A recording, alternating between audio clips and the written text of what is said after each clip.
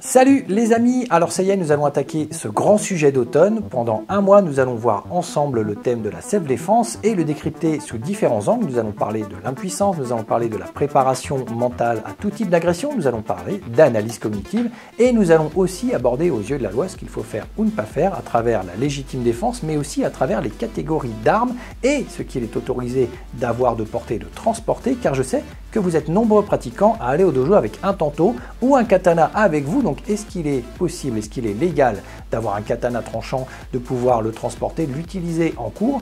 On verra ça ensemble pendant plusieurs séances et aujourd'hui nous allons démarrer par le premier thème, celui de gérer l'impuissance. C'est parti.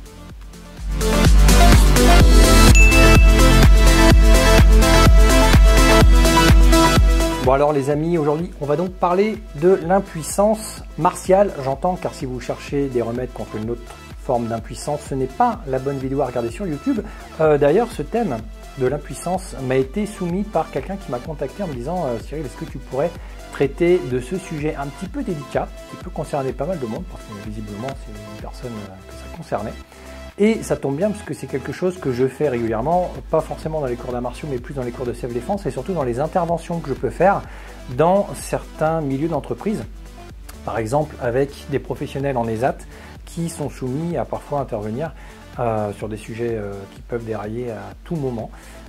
Et ce sont des personnes qui ne se destinent ni à des cours de sport, ni à de self-défense, ni même à la volonté de savoir se défendre dans la vie, mais ça fait partie de leur métier. Donc ce ne sont pas des personnes qui se forment à ça, mais il va quand même falloir, on va dire, leur donner des notions d'analyse, de compréhension, d'interaction, d'intervention, et notamment de gestion du stress et de gestion des traumas. Donc c'est très intéressant et ça me permet aujourd'hui de développer quelques petites choses avec vous. C'est un thème qui, mine de rien, est assez récurrent dans le monde, en tout cas de la self-défense. D'ailleurs, là pour le coup, je vais m'adresser aux professeurs. Si vous faites des cours de self, vous avez forcément eu parmi vos élèves des personnes qui viennent parce qu'elles se sont faites agresser et qui veulent simplement que ça ne se reproduise pas, mieux comprendre, reprendre confiance en elles, se reconstruire à travers vos séances. Et il va falloir justement gérer un petit peu ces personnes-là avec des notions pour ne pas leur faire peur, pour ne pas les bloquer, au contraire, pour aller dénouer un petit peu tout ça, il y a des choses à faire. Donc, on va déjà bien différencier une personne qui a subi un trauma et qui a du mal à, on va dire, à analyser, à comprendre, à surmonter tout ça, alors qu'elle n'a aucune expérience martiale, un débutant total, et qui viendrait au cours pour pouvoir se reconstruire. Et on va bien différencier ce profil-là du pratiquant d'arts martiaux qui a déjà un certain grade, qui a déjà une certaine expérience et qui n'arrive pas à passer à l'action ou qui, on va dire, se sent impuissant face justement à une agression ou à un moment traumatique.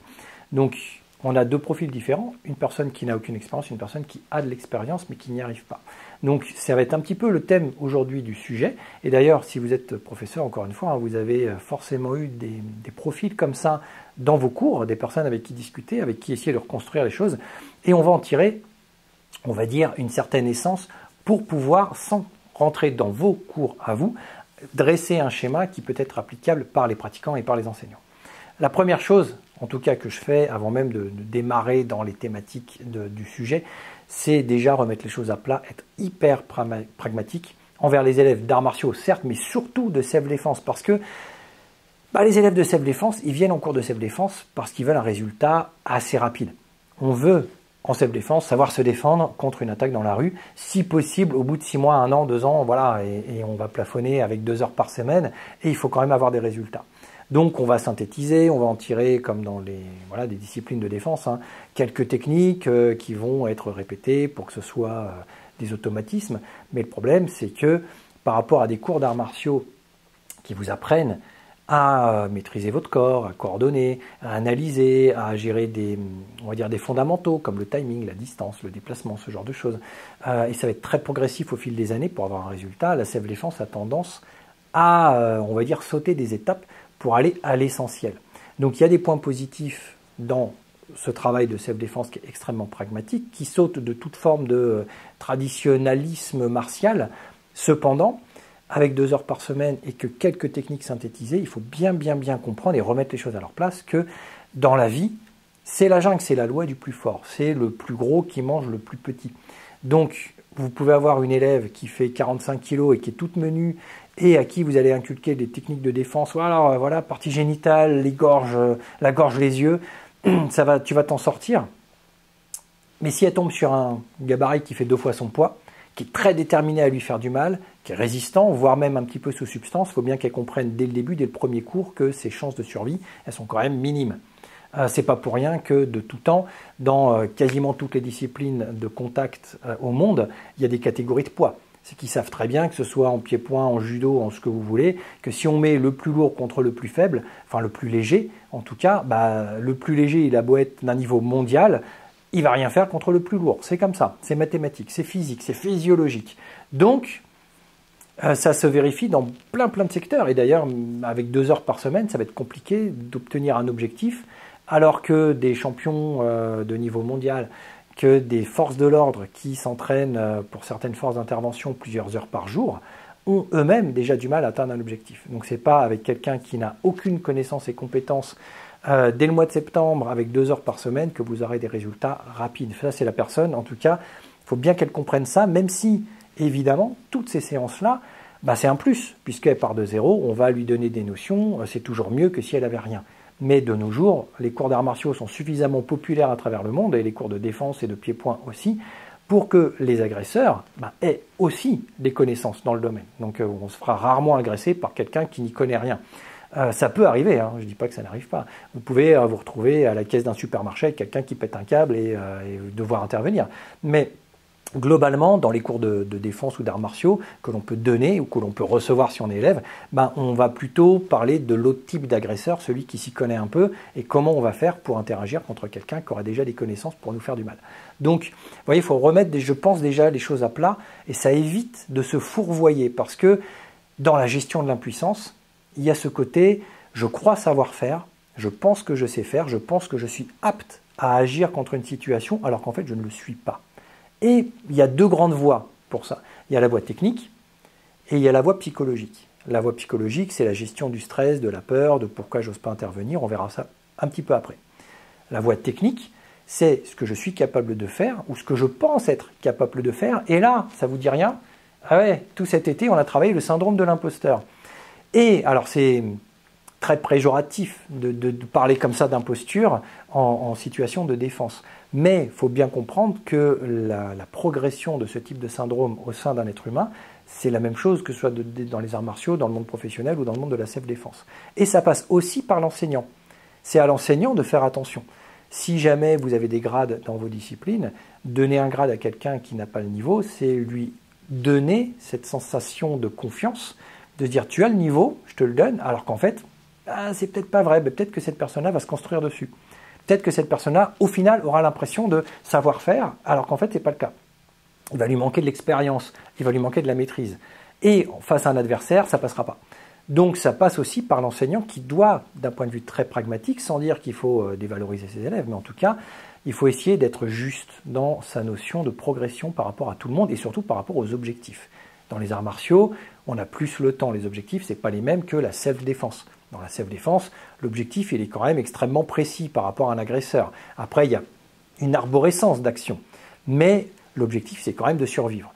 Donc, il faut être hyper pragmatique. Le professeur, et là, je vais parler vraiment de disciplines aussi un petit peu annexes, mais qui sont totalement dans la vague des disciplines de défense, parce que à travers mon métier, j'en ai filmé beaucoup et j'en ai rencontré quand même beaucoup.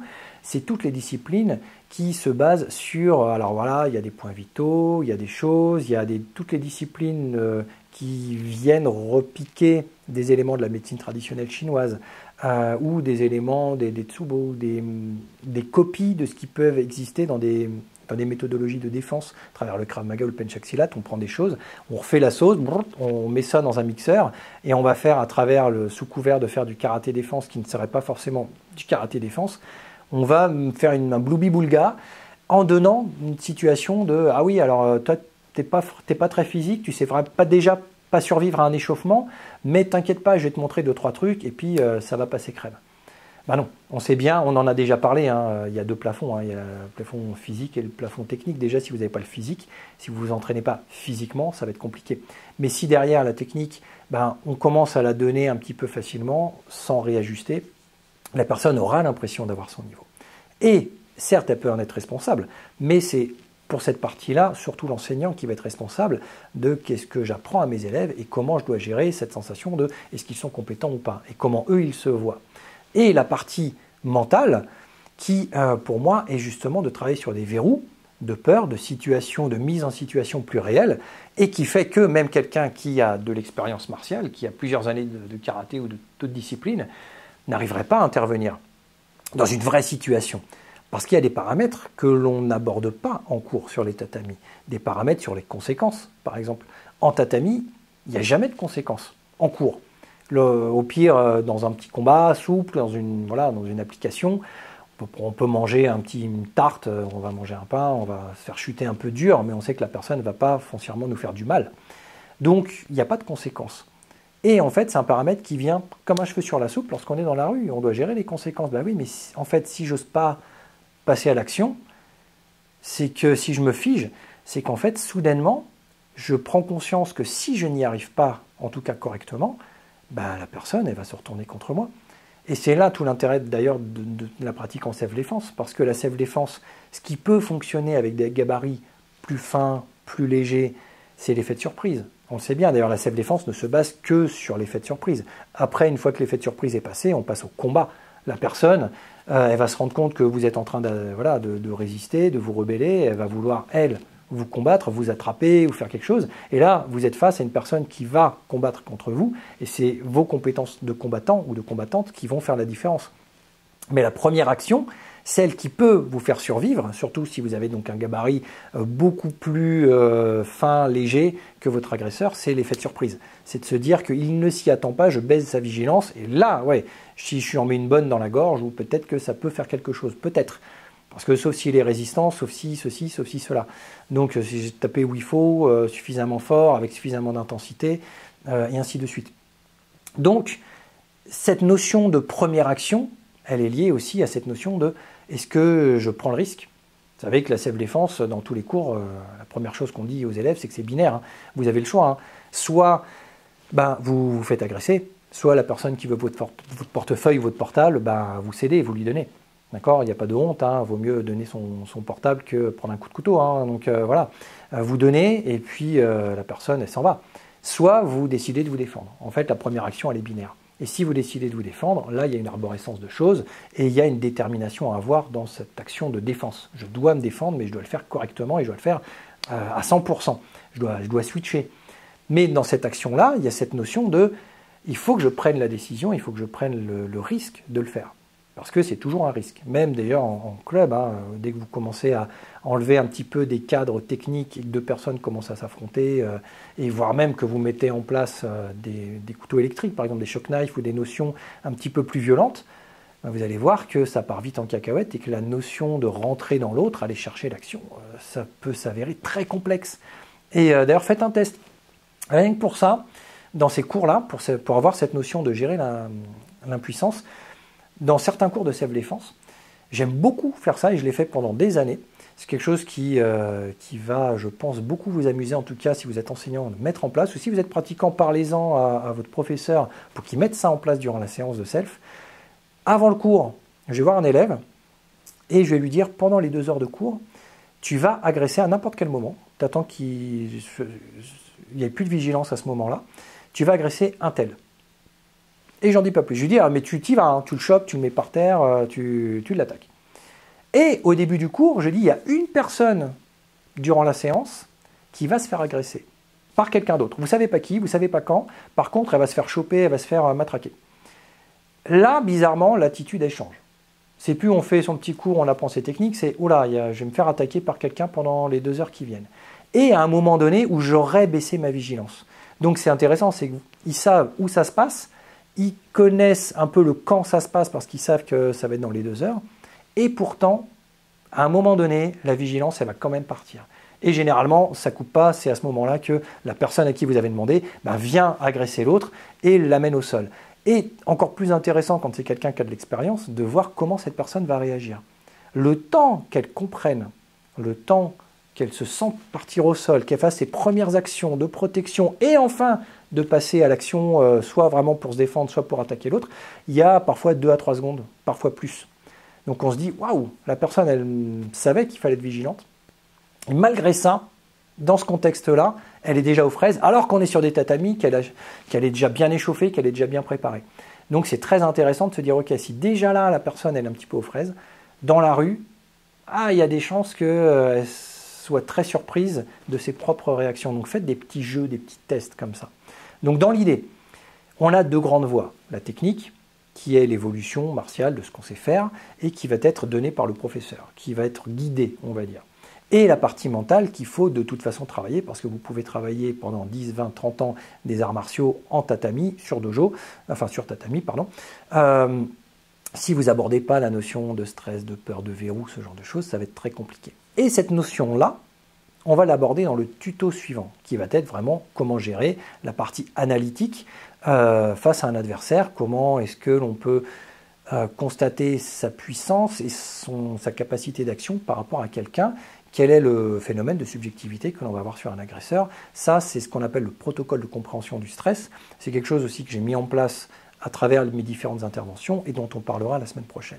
Mais avant toute chose, la première notion d'impuissance, c'est déjà se dire, ok, où est-ce que j'en suis? Est-ce que je travaille le mental? Est-ce qu'on me fait travailler le mental? Et surtout, est-ce que le grade que l'on m'a donné ou l'expérience que l'on veut bien m'accorder est cohérente avec ce que je ressens de moi? Si déjà il y a un décalage, il faut refaire une petite introspection. Est-ce que c'est moi qui me dévalue parce que finalement j'ai plus peur qu'autre chose? Donc auquel cas, ce n'est pas l'aspect technique, mais l'aspect, on va dire, stress qu'il va falloir travailler. Ou est-ce que finalement, ce n'est pas de la peur, c'est plutôt une mauvaise compréhension ou une mauvaise approche de mon niveau parce qu'on m'a peut-être trop facilement fait évoluer ou qu'on m'octroie des capacités que je n'ai pas. Donc ça, c'est les deux premières voies et c'est les deux premières choses qui vont amener à gérer ce problème d'impuissance. Et le truc, c'est que justement, une fois que ça arrive, de toute façon, même à des personnes qui gèrent très bien les deux, vous êtes confronté à un phénomène. Souvent, on dit que quand on fait, par exemple, tout ce qui va toucher à la psychologie et à l'identité interne, par exemple, de la process com. Pendant longtemps, je fais aussi de la process com pour comprendre les étages que l'on peut avoir à l'intérieur et ce qui compose notre identité profonde. Et en fait, on se rend compte qu'on a beau se construire à travers beaucoup d'influences et beaucoup de choses et beaucoup d'objectifs, on a tous une identité profonde, qui fait que même si on est dans la vie comme ça, d'une certaine façon, le jour où il va y avoir un trauma, que ce soit une agression, mais que ce soit n'importe quoi d'autre, un incendie, un accident et tout ça, on va ou pas réagir. C'est ce que certains experts de self-défense appellent les forts et les faibles. C'est que naturellement, il y a des personnes qui vont agir, même si ce n'est pas forcément ce qu'il faut faire, elles ne vont pas pouvoir s'empêcher de passer à l'action. Et il y a des personnes qui, même si elles savent faire, ne vont pas oser, vont se tétaniser, vont se retrouver un petit peu face à un mur, sans forcément comprendre pourquoi, parce que déjà c'est intrinsèque, cette notion de est-ce qu'on y va ou on n'y va pas, est-ce qu'on a peur ou pas. Et ça se révèle dans les moments justement de trauma, de stress. Donc ça s'enseigne aussi, ça s'apprivoise. Pas facilement, pas rapidement, mais ça s'apprivoise. Plus vous allez mettre les élèves en position de stress, plus vous allez les mettre dans le PIT. On en parlait l'été dernier de 2020 et de 2022 sur justement l'impact cycle. On parlait du PIT, justement, à un moment donné, il faut mettre les élèves au fond du gouffre pour voir comment est-ce qu'ils vont réagir par eux-mêmes, comment intrinsèquement ils vont prendre les choses. Ça aide aussi à se construire doucement sur en fait je pensais agir mais j'ai pas agi. Le petit exercice que je vous expliquais tout à l'heure, c'est purement ça. Personne qui voyons que je pensais que j'aurais fait ci, fait ça, puis finalement pas du tout. Oui. Et puis ça se trouve à la personne à qui vous avez demandé d'agresser, vous allez lui donner un shock knife. Et puis c'est comme ça un couteau électrifié, la personne aura encore plus un effet de surprise et aura peut-être en plus des réactions autonomes, donc de défense ou de fuite. Donc c'est très intéressant de voir ça parce que les personnes se révèlent à travers des réactions autonomes, des stress, du stress de la mauvaise compréhension de la situation, alors que ce sont parfois de très bons pratiquants. Donc, en apprivoisant un petit peu déjà ces deux facettes, la technique et le psychologique, on commence à dresser un portrait qui peut être vraiment une vraie base de travail sur comment gérer l'impuissance et se sentir déjà un petit peu plus en forme. Maintenant, sur l'instant T, encore une fois, toutes les situations divergent. Et suffit que ce soit un jour où on ne soit pas forcément en forme, qu'on n'ait pas les yeux en face des trous, il se trouve que peut-être qu'on n'interagit pas, et peut-être que l'inverse, on va vouloir agir alors qu'on ne devrait pas, parce qu'on a mal évalué la situation, et qu'on va se prendre de droite, et qu'on va s'allonger, et puis c'est tout, c'est comme ça, hein. C'est la vie, il faut savoir en tirer les conséquences. Et donc toute la partie trauma, conséquences, analyse, compréhension du stress, ça va être dans le tuto suivant. C'était déjà en tout cas un premier socle de travail. Comment aborder déjà cette première thématique de l'impuissance. J'espère que ça vous aura déjà donné réflexion, et peut-être dites-moi dans les commentaires si à travers vos cours, à travers vos notions d'enseignement, si vous êtes enseignant, ou notions de pratiquant, vous abordez bien ça. Est-ce que vous êtes très honnête par rapport à la situation dans la rue? Est-ce que vous êtes toujours dans votre tête, dans l'idée que c'est pas magique, c'est pas parce qu'on fait des arts martiaux que c'est magique? Et d'ailleurs, la compétition aussi, vous l'inculque. Là, sur l'expérience que j'ai faite la saison passée sur la compétition, et que je renouvelle cette saison, je me rends bien compte que lorsque je commence à vraiment faire de la salle de sport, faire de la course à pied, m'entraîner comme un acharné quelques mois avant une compétition, pour être vraiment au meilleur de mon niveau, à ce moment-là, je me sens bien dans ma peau. J'ai bien bossé, je suis en forme. Donc, je sais que je peux agir plus facilement parce que je sens que mon armure, elle est vraiment très, très présente et très disponible. Alors que après 2 mois d'été, on se relaxe un peu, on se repose, le corps il s'affaiblit. Donc, automatiquement, on sait qu'à ce moment-là, si on commence à prendre des coups, on ne va pas réagir de la même façon. Donc, vous voyez, on ne peut pas être puissant tout le temps, omnipotent tout le temps, c'est pas possible. Il y a forcément des pics, des moments où on va être en forme, des moments où on ne sera pas en forme. Donc tout ça, c'est à décrypter. N'hésitez pas à me dire dans les commentaires comment vous gérez un petit peu ça. Et la semaine prochaine, on va plonger dans l'analyse cognitive de la situation de défense, le protocole de compréhension du stress et comment dénouer tout cela pour bien comprendre ce petit jeu de poker que vous allez avoir avec votre adversaire. Allez, d'ici là, portez-vous bien. Ciao.